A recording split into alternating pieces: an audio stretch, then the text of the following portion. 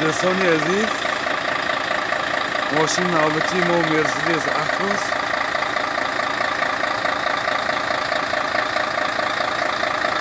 سالش 2009.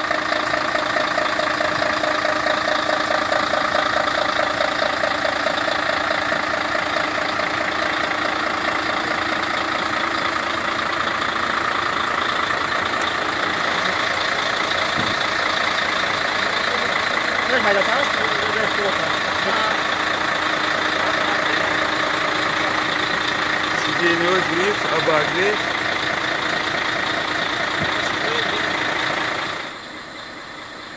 این حالتی سالن ماشین کنسندراش کار میکند. ماشین همه نوراتاش تامین.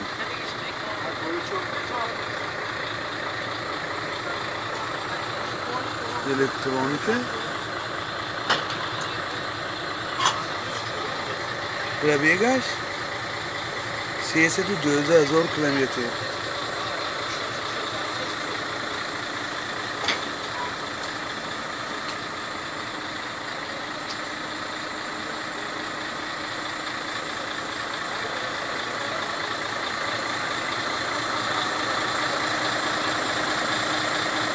Хороший электрокопир.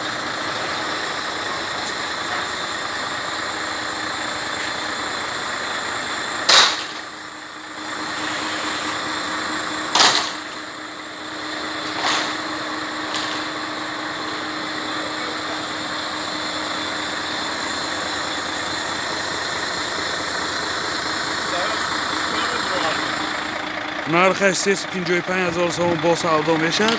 рақами телефон 92 624 0097 92 624 0097. ماشین نوبتی ما ستاریک سالش 2000.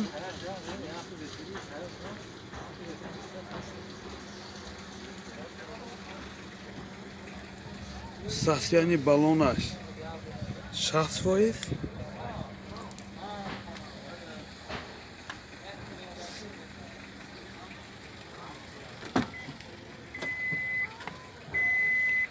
Dutta elektrik paket.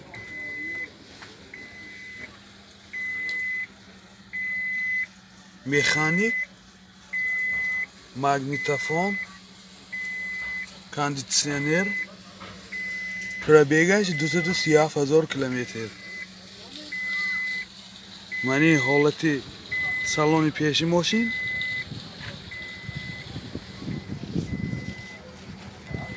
Mani holati qafoy moshin. Saloni qafosh. Сиденье кожи.